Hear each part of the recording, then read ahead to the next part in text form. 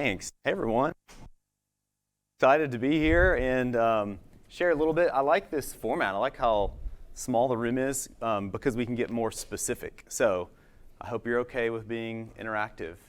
It's a safe zone. My fellow introverts, it's okay. We'll get through it. So before I start, I would like to hear from everyone, maybe just like a couple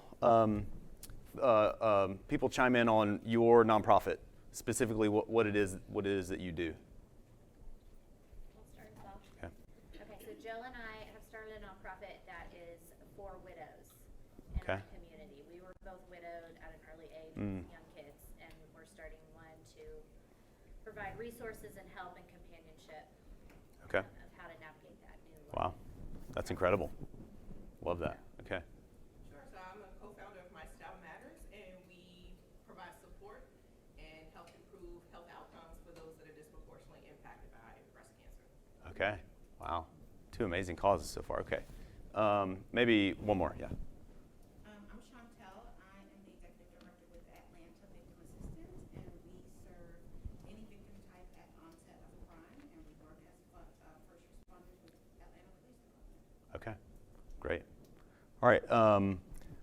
I'm going to get into a little bit more of the radically relevant model and branding. I want you to be thinking about like a specific challenge or problem that you have with your nonprofit. So I'm going to share for 20, 25 minutes, and then we'll be able to do some Q&A.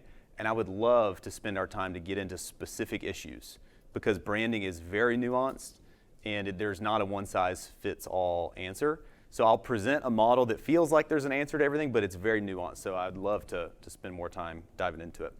So branding at a big picture, the way I define it, is it's a little bit like a reputation. It's a synonym for reputation. So essentially, it is a set of experiences that exist out in an external world. The market is what they say in the for-profit world, that's built on the micro. So these individual small experiences, touch points, add up to this macro feeling, right? So there's a certain way that we feel about brands that we choose out in the market.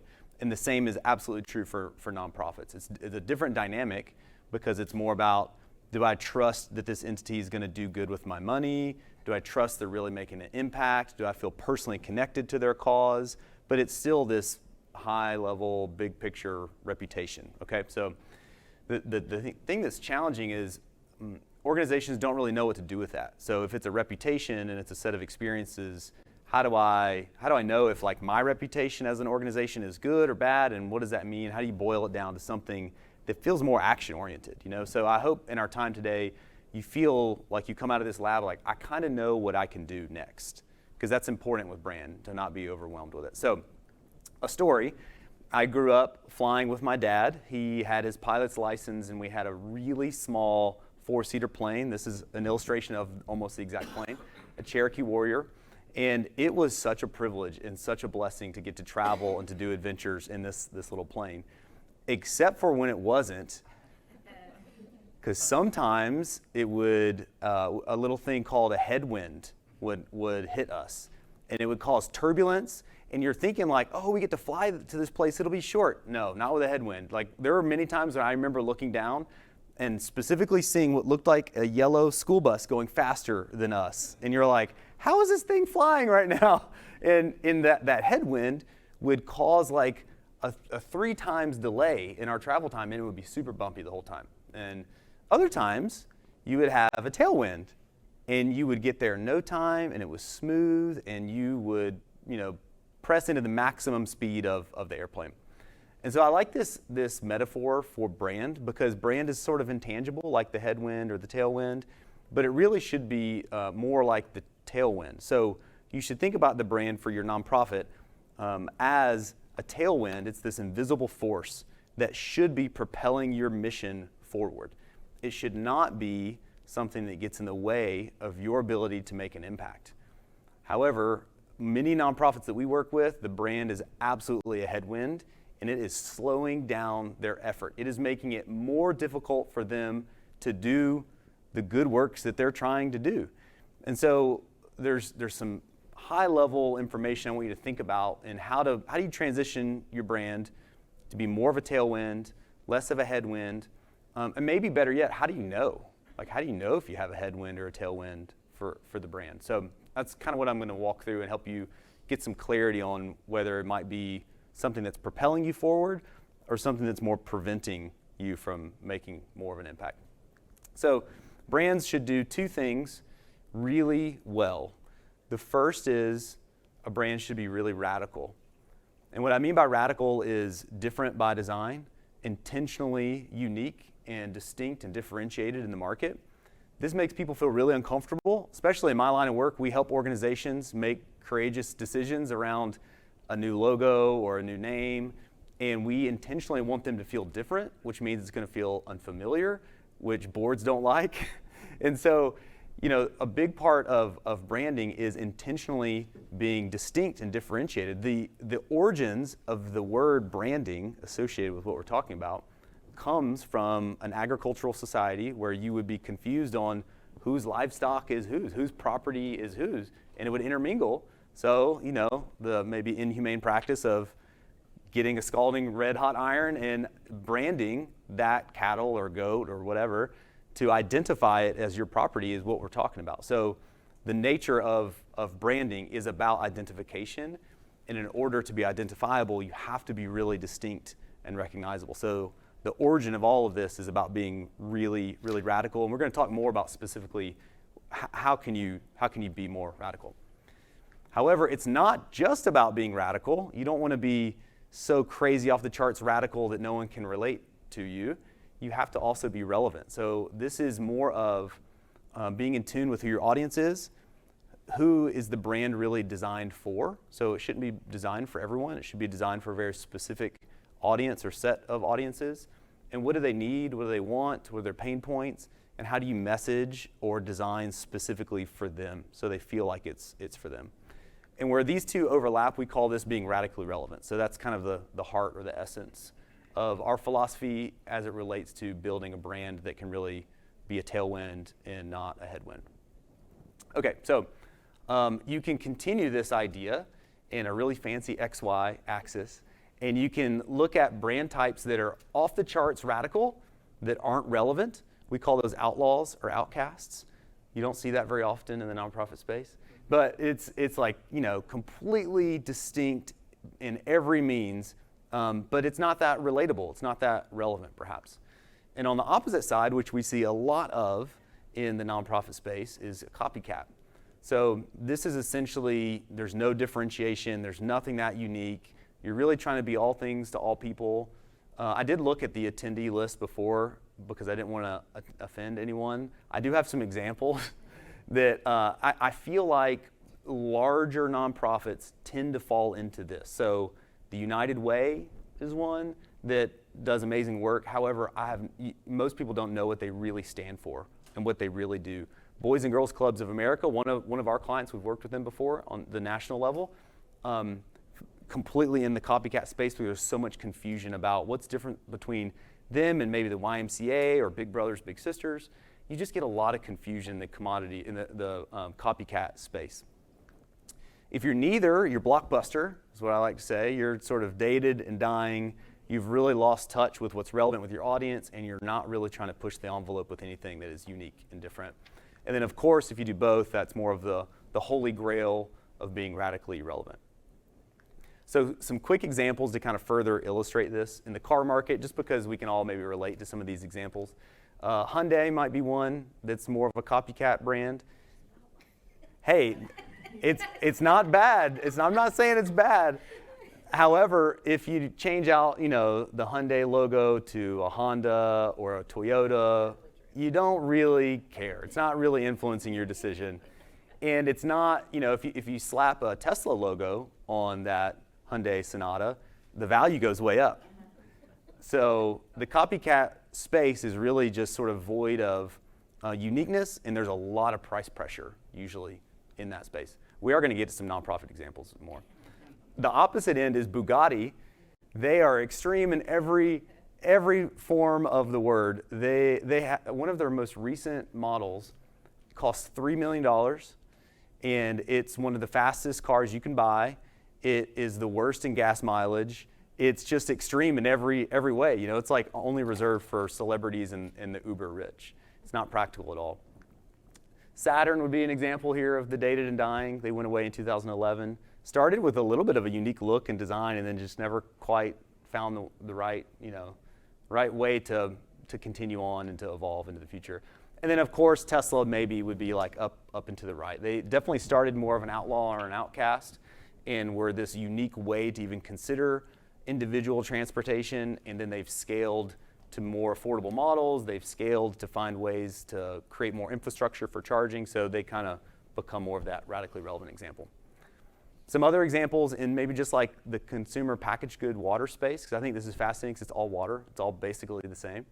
You have the copycats like Dasani, Aquafina, Zephyr Hills that you just buy because it's at a convenient gas station and it's a decent price, it's a reasonable price, but you don't really care what the label is for the most part. Has anyone seen Liquid Death? Isn't it wild? It is the wildest thing. It's water. It's just water. Yeah. It kind of feels that way. It's really confusing to you with canned water, and it looks like a heavy metal band, They launched a product line of spiked seltzers, and one's called Armless Palmer. It's just like over the top everything, So they're in the outlaw category. In the bottom left would be like a Poland Springs. The controversy with them is they were marketing the brand as Maine spring water, like the state Maine, and it wasn't. It was just city tap water in Maine. So no, that's not a good thing. And maybe in the top right you would have like Fiji. I think Fiji's really interesting. It's a little bit higher price point. It's like volcano filtered water, so it's unique. And then Topo Chico, it's a little bit of a cheat because they're more of a seltzer and they're not just still water, but I think they're a fascinating brand. All right, so more relevant to you all, nonprofit examples. Again, this is just my opinion. I put Save the Children here. They're a lovely organization. I'm sure they do a lot of good. However, the sponsor a child on a monthly basis model feels like it's a copycat. There are so many organizations that do that. And you could put 4 or 5 other logos next to this one, and you wouldn't really know what's the difference. Maybe some faith components, but otherwise, you can't really tell. In the Outlaw and Outcasts, which again is a little bit difficult to find a good example, I put Thorn here. This is Ashton Kutcher's nonprofit. They use technology to fight sexual abuse, and I think the way they message it and the way they've focused it feels a little extreme. Even the name Thorn. It's like that's not a very pleasing idea in the name. However, the cause that they're fighting for is a really difficult cause, So you should check them out. I think they're doing some interesting things, but it is very niche and it is very, very focused and very singular in what they're trying to do. This was also a tough one to find. I decided that no one really likes the Sugar Association, though, so I put them in here. And I only put them in there because they had some research in the early 2000s that touted sugar as being healthy. There were some healthy elements to sugar, which would be nice. However, it was all fake, and they had paid these researchers, and the scandal sort of unfolded with this association. And so, if you're in this quadrant in the nonprofit space, there's usually something really, really bad that's sort of brought you down to that level. And then, of course, you can't have a nonprofit branding talk without Charity Water. I know everyone's probably tired of Charity Water at this point because they do so many things well.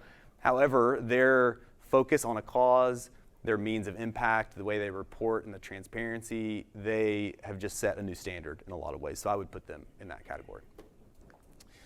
Okay, so a couple themes here that I think will be applicable for you. If you're in the copycat space, you really are blending in a sea of sameness with broad causes and broad methods of impact. So there's really not anything special about your cause, and there's not anything special with the way that you're making an impact, the method or the means of impact. If you're in the top left, you're really focused on a single cause, which isn't bad, or you're really focused on a single method of impact, and there's just limited reach. So this is like second place, perhaps, on the quadrant. And if you're a smaller nonprofit trying to just figure it out, this is actually a great place to start. We see a lot of brands that grow, they start there, they make headlines, and they find the right way to scale to be more radically relevant. Dated and dying is about just lacking in relevance, as well as unique means of impact, or you have some sort of questionable scandal that has really tanked the perceptions of the organization. And then again, what you want to try to be doing is focusing on relevant causes with distinct methods of impact. All right, so we're going to get into this a little bit more. Here's just sort of a way to summarize that. You should have a focused cause with a distinct method of impact. So a lot of what we're talking about is storytelling when it comes to branding. This is, when you think about the About page on your website or the landing page on your website, if you're writing it to highlight your focused cause or your distinct method of impact, that's a good place to start. That's where you want to be focused. So let's talk a little bit more about other ways to be radically relevant.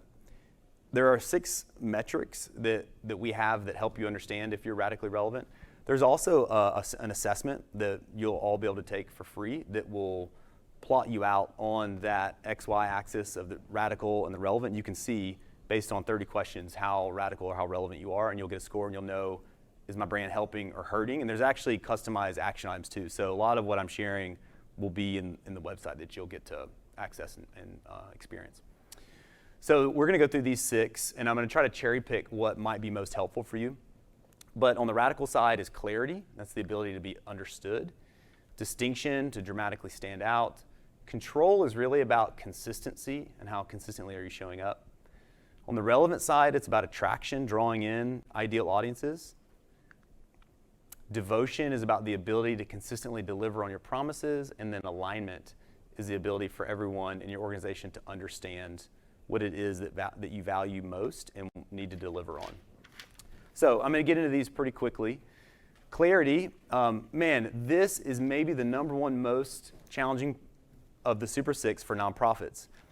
I know you want to say everything and feel really inclusive and be everything to everybody. However, you have to have some focus.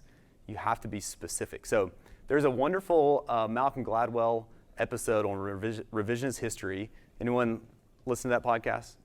Nobody? I like him, but I don't know. Revisionist history, it's the best podcast. It's my absolute number one favorite podcast. There's an episode where he talks about why are some songs emotional and some aren't.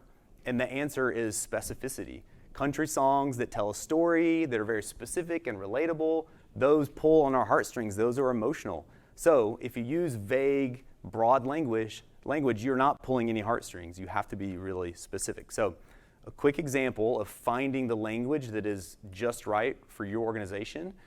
We worked with a human rights organization, and this is kind of where I'm pulling this example from.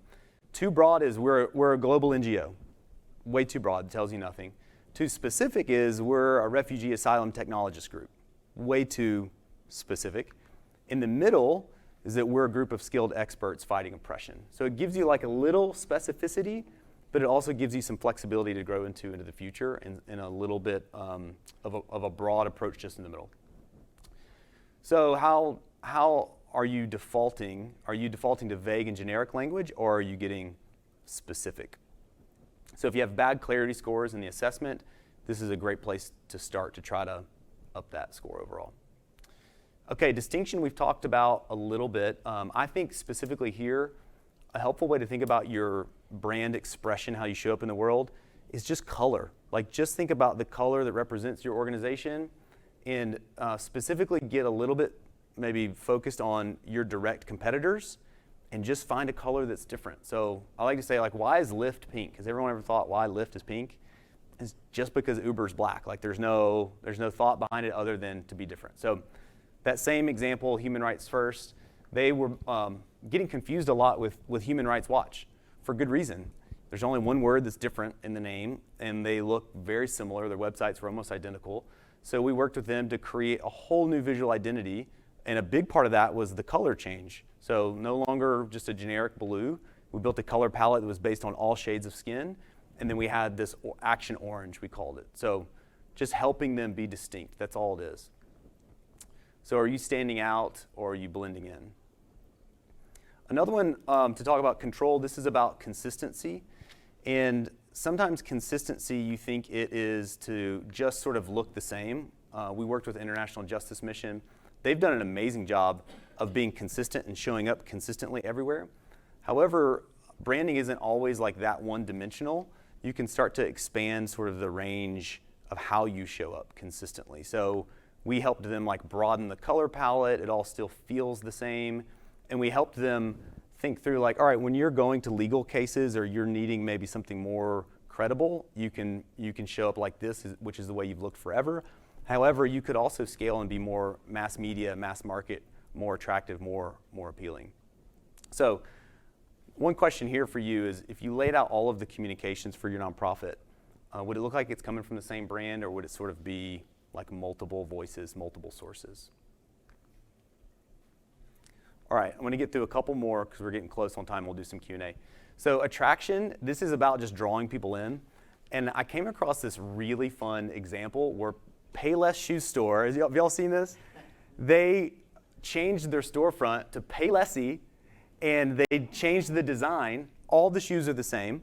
And they invited these influencers in to like bid on the shoes. Hey, how much would you pay for this? And this lady bought these boots for $400. And they're like $30 Payless boots, you know?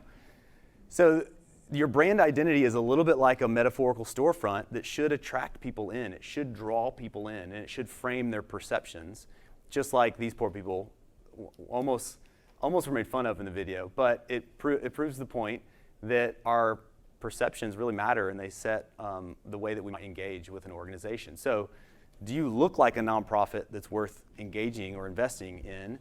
And are you speaking directly to your audience's needs? If you're writing about yourself, we've been around for 50 years, we've done this, that's the wrong way to be writing about it. You need to write, we've helped, or you have helped us. You know, you need to write and make the volunteer, make the donor, make your beneficiary the heroes, not your organization. All right, two quick ones, so we'll kind of round this out. Devotion is the most important of the Super Six. So this is your ability to consistently deliver on whatever you said you were going to deliver on. So this is back to Charity Water.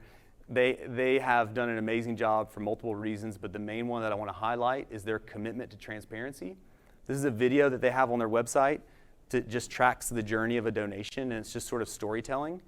And it's communications and touch points like this that make us all really believe that our money is going in the right places, and it feels like they're delivering on their promises on the front end. And that's why they continue to get these incredible statistics and ratings around accountability and transparency, the platinum seal of transparency. So sometimes you just need to do a better job of communicating the impact you're making and how your donors, your stakeholders are fueling that along the way. So are you delivering on, or are you even communicating the impact that you promise?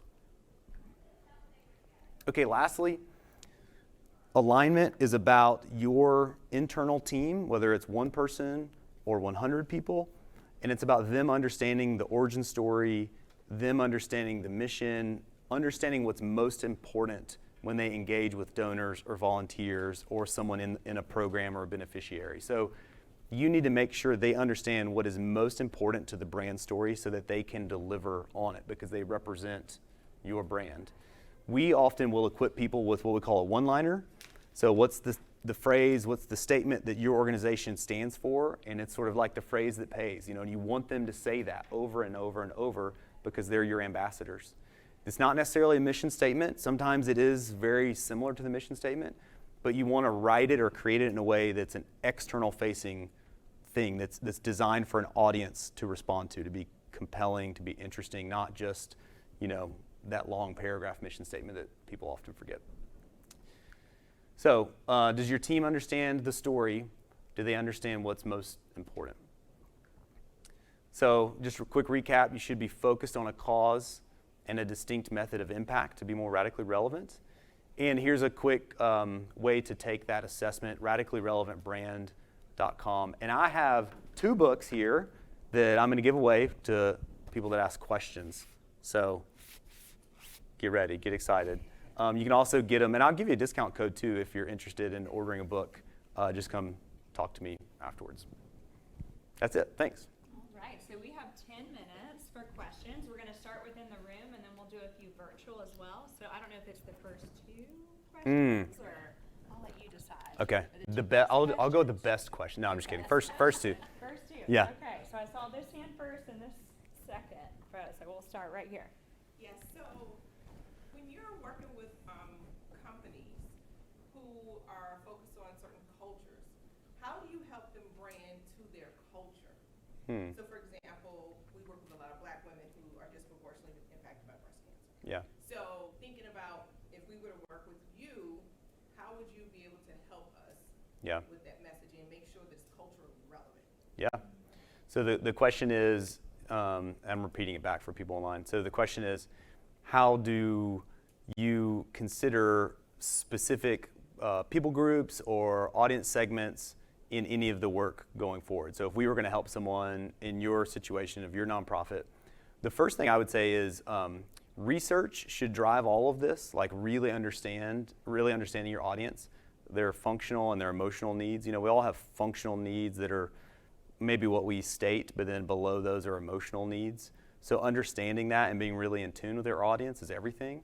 So we do one-on-one interviews with an audience. Surveys sometimes are helpful. We'll do focus groups also.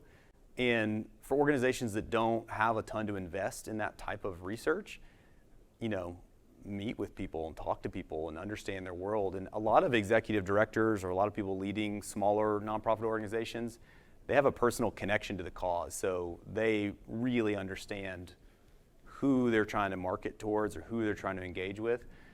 But it's important for us as an agency, it's important for us to not sort of just prescribe what we think they should do. It always comes out of the audience research.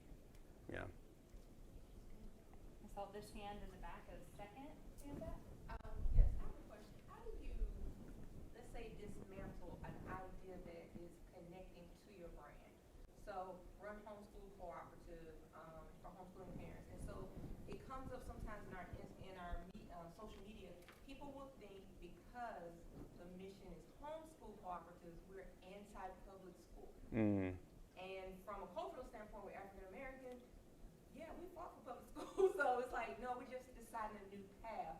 How do you make sure you're conveying the message to stay in the direction without it being political in that way? Yeah, I can see how that would be difficult. I think that if your brand voice, so like the way that social posts are constructed or website content is constructed, always feels very warm and inclusive and just sort of paints the picture of public schools being partners or being a part of the solution to the whole, you know, educational puzzle, then that's a way to kind of put it in a light that looks at them as partners, not adversaries, you know.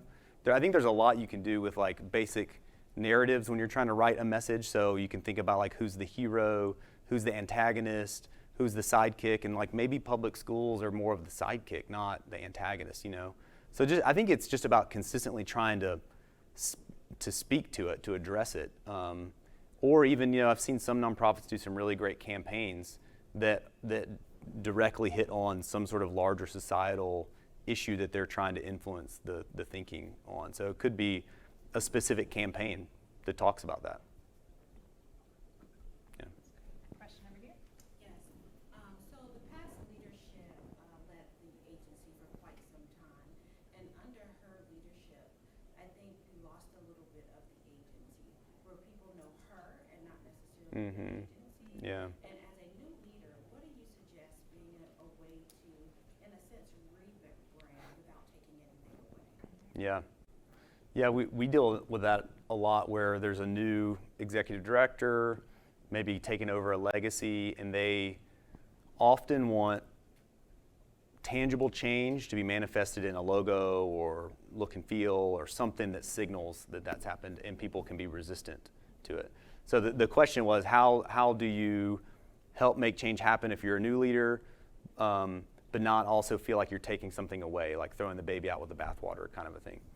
So I think that a big part of it is listening and trying to just connect with internal stakeholders probably or board members to understand what do they value most. So I have several nonprofit clients right now. We're helping them change the name, which is a big deal, and they're pretty big organizations. And so what's important in that and change management is including a lot of voices on the front end. Before you ever even get to any names that you're considering, getting a lot of input on the front end and making sure people know why we're considering a change and making that case for change really, really clear and really important. And helping them understand, why you're doing it. So I think listening, trying to help people feel heard so they know that you're for them, that you're for the mission, that you're for the organization, but also casting vision of like, hey, this is a challenge that we have now that we really have to get past, and having that conviction as a leader, like that's going to be important to have vision, to lead them towards that vision, to help them honor the past, but also know there's so much more to do. We have so much more opportunity to make an impact, and we're gonna go for it based on this vision or whatever, So it is a difficult thing to manage the change, but I feel like if you listen on the front end and really lead with that vision, people get behind it. Let's turn over to a question in the chat. Emily? Thank you. Yeah, so we have one question from the chat that is specific to the organization, but I think something we can all pull from. She's talking about the lack of national standards. Their organization is a service dog organization, and it's constantly confused with a standard use of service dogs more loosely, and that apply to emotional support, self-training. So how do they get past that in terms of distinguishing themselves as a standard, even when others are doing related but not the same services? Okay, so do I need to repeat the question, right? So because I think online can see. Okay, so the question of just being confused with, it sounded like they're getting confused with just like generic, maybe the generic category or the generic standardization, and people get confused if it's the organization or it's some sort of standardized practice. Is that what it was? Right. I think it's distinguishing. There's not a national standard, so how do they distinguish themselves among other organizations that are not doing the same thing as? Okay, I see. Yeah, that reminds me a little bit of we've worked a lot with, and I think I heard you say earlier, with a foster agency. We've worked a lot with foster care or child development organizations that used to be more directly connected to United Methodist Church, and they've started to brand themselves a little bit differently as that's not being so like universally controlled anymore. And that one was a situation where it was like, we want to honor the past, however we want to move forward, and there used to be sort of these governing standards that are no longer there. So I don't really know the answer other than like, you just got to get focused on who your audience is and not worry about trying to influence everyone, but just try to really encourage the people on your email list or the people that follow you on social media, and make sure they clearly understand what it is that you represent first, and then try to, grow beyond that. We have about 2 minutes left, so one more question. So I have a question. I'm a little split thinking about the audience that we do serve, because we are serving widows. Yeah. And supporting them, but we also have, as we've done focus groups and talked to people, a need for the family, friends, community of the widow. How do we support the widow? What do we do? So I feel like we're juggling these two audiences. How do you brand and do that, because they support each other? Yeah. Is that Yeah. true? Totally, yeah. Okay. And usually there will be multiple audience segments that Yeah. you're thinking about and that you're writing to and that you're designing for. And I think in that particular case, or just in general, it's about like, all right, let's define who the widow is, what does she need, what has her world just experienced, what is she looking for, how do we add value specifically to her, and then do the same exercise with a family member, the widow's family member, and answer the same questions. And there's probably a connecting thread. So I like to think about like, there's going to be a more global value proposition, comfort, something real simple, comfort. And what that means to the family member is they need to learn how to comfort their mom or their sister or whoever the widow is. The widow needs comfort to know she's going to be okay, that she's going to be supported, that there's a community of people that she has access to. So you can, it's one thing, but it can kind of double click down onto different segments. Okay, so can I do a follow-up really quick? Yeah. So like, I think Yeah. into this really dark situation. Yeah. So further down the line, because we both have young kids, is like how this affects the kids and how we can help them Yeah. that have lost their dad or mom.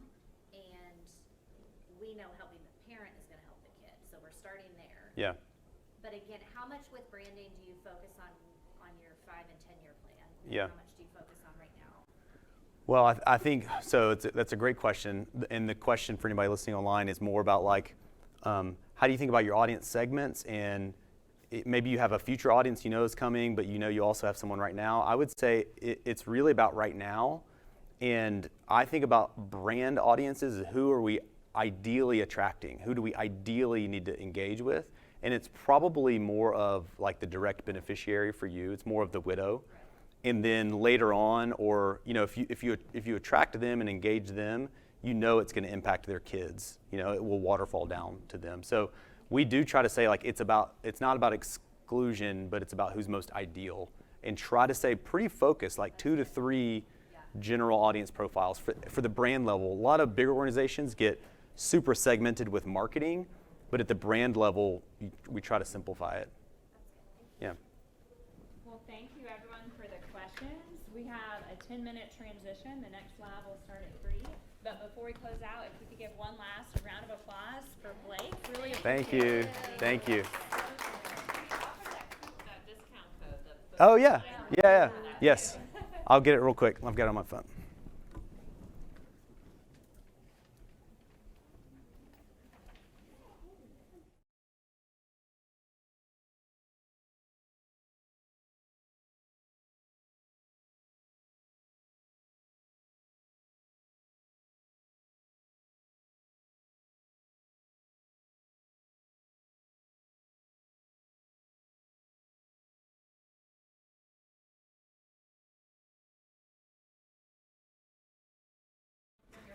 That's to get $10 off of the book. Great, thank you. Yes. Can I ask you a question? I didn't get asked. Sure. So, with us, we started off as summer mentoring.